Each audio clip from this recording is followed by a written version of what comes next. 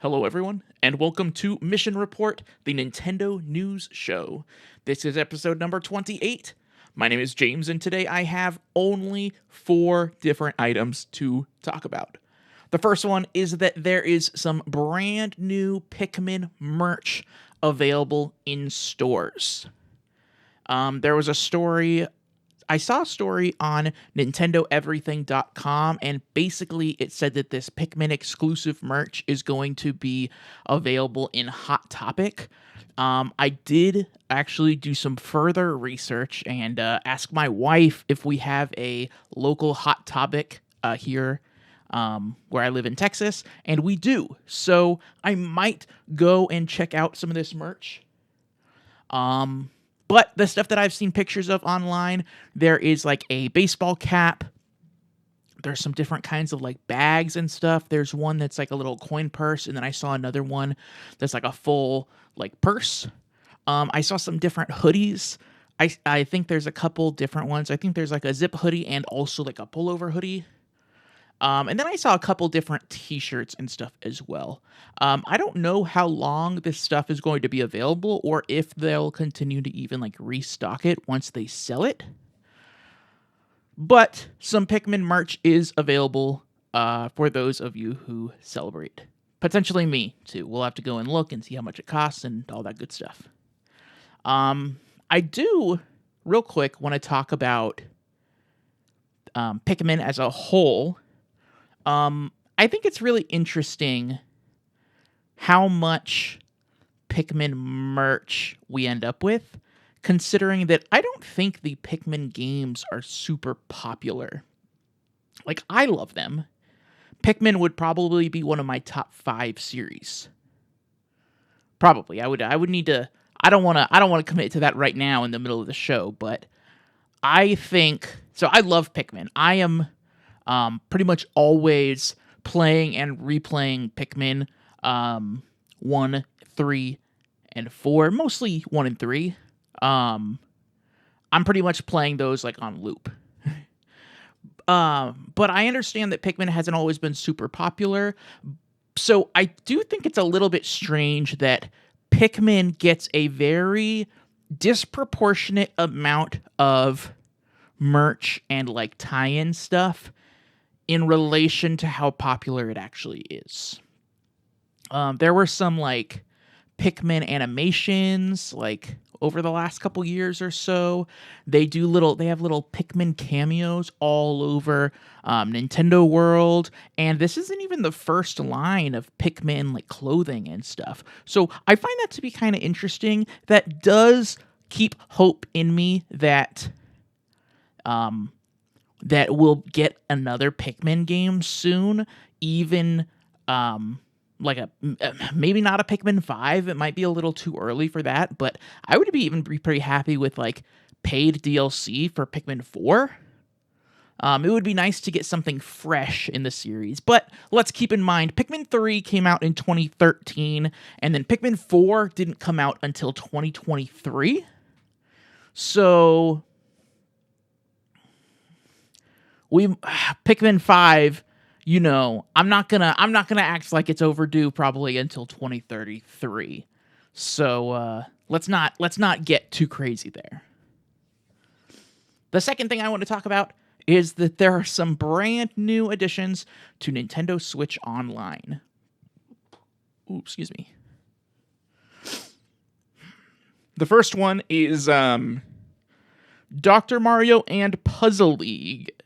And from what I saw, it doesn't look like this is a Dr. Mario and Puzzle League like crossover. This is first off, this is a game for the Game Boy Advance. Just for the Game Boy Advance that I was unfamiliar with, and it looks like a Dr. Mario / Puzzle League like double pack, similar to the I might be able to see it back there. Where is it? Oh, there it is. Right there. Similar to the Super Mario Brothers and Duck Hunt NES double pack. It doesn't look like the games really interact with each other at all. everybody I feel like is pretty familiar with Dr. Mario. I'm not super familiar with Puzzle League, but then when I did see pictures of it, it looks kind of familiar. It actually reminded me of a mini game that was in Mario Party 4 on the GameCube. But I think that game is already available as part of the Game Boy Advance collection on Nintendo Switch Online. So go and check that out if you're interested. The next game is Wario Land Super Mario Land 3. I'm not familiar with Wario Land. I think that there's multiple Wario Land games, and I'm really not familiar with any of the Super Mario Land games. I think they've mostly been like Game Boy games, like Game Boy, Game Boy Advance, Game Boy Color. I think maybe even like up to DS and stuff, but I'm really unfamiliar with that there. Super Mario Land 3 originally came out in 1993, I believe. So it's cool that that's being added to Nintendo Switch Online. Personally, I thought that game was already on there, but I guess not.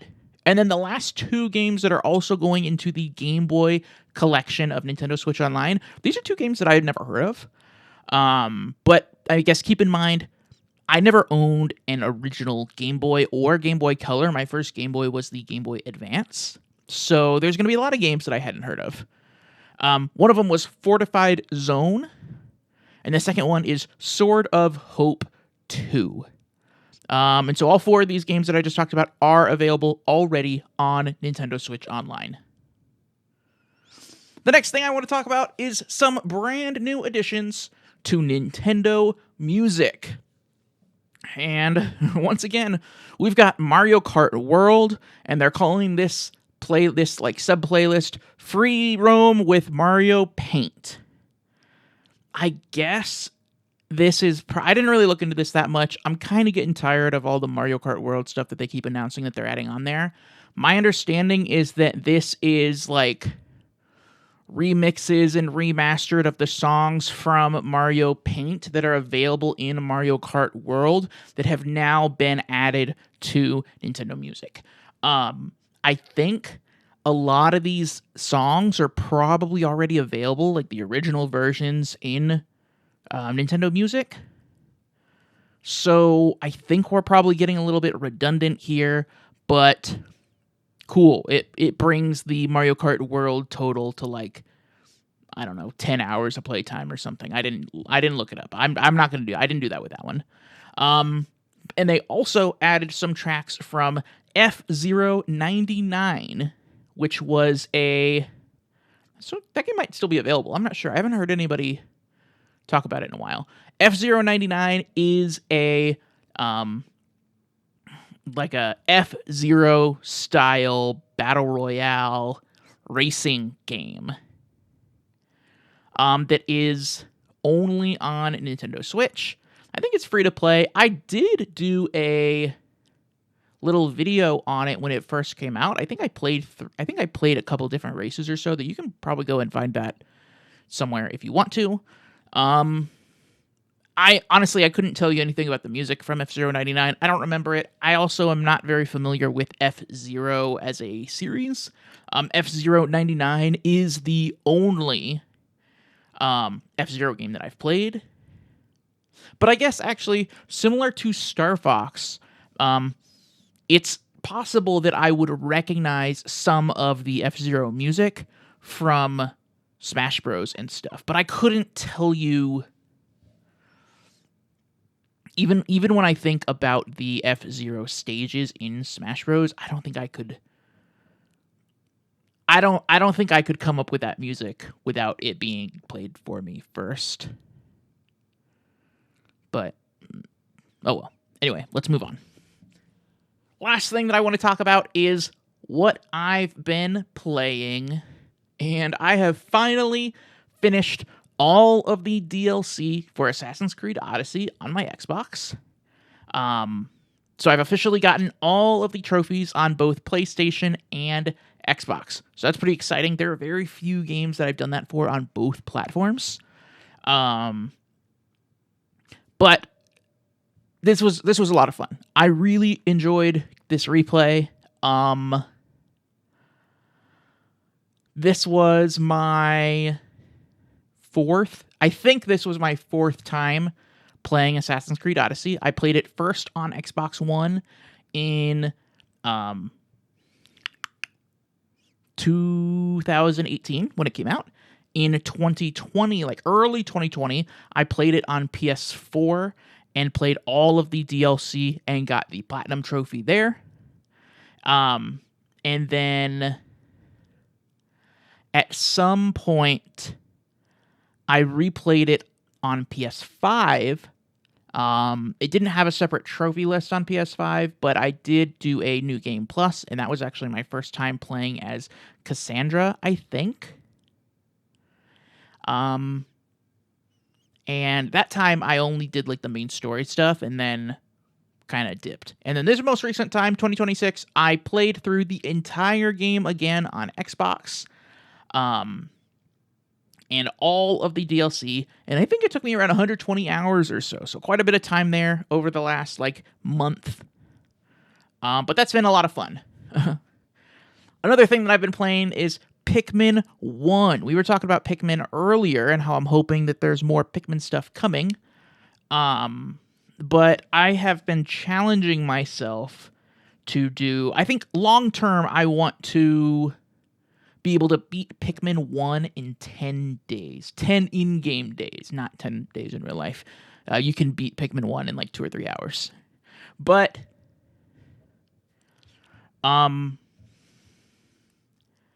I think so. I tried for a 10-day challenge, and I think I know what I have to do on each of the 10 days, but it was really, really tough, and I kept getting stuck around day like 3 or 4, where I had it budgeted out that, okay, on this day I need to get these specific parts. So I think I'm going to stray away from that a little bit, and I think I'm going to work my way up to 10 days. So I think I'm going to start a new game and do it in like 20, which should be pretty easy. And then I'll probably go for like 15. And then after that, I don't know if I'll go up like one day at a time or see just kind of how few days I can do it in. But that's kind of how I'm feeling right now. So this started as the 10-day challenge for Pikmin 1, probably going to be transformed into the 20-day challenge, and then I'll take a little break, and then come back and try to do 15, and then I might, who knows? I might go 15, 14, 13, 12, 11, and then 10, or I might never be able to do it at all.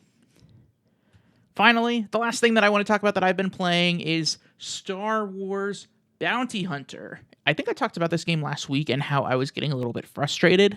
Well, I conquered all of the bounties in the game. I collected all of them. But I didn't get the trophy that I was trying to get on PS4. And I guess I misunderstood the trophy when I read it the first time. It says to capture every secondary bounty.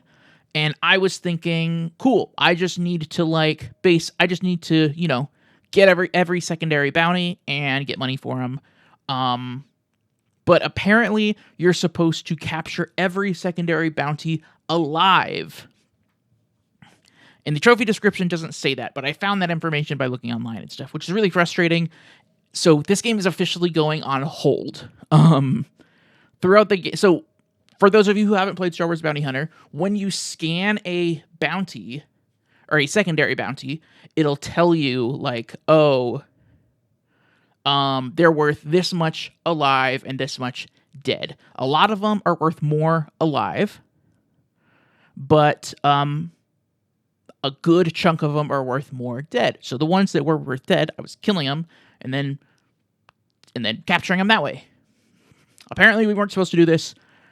It says that I need to capture about 50 more bounties. So Star Wars Bounty Hunter is officially going on hold until I'm ready to get hurt again.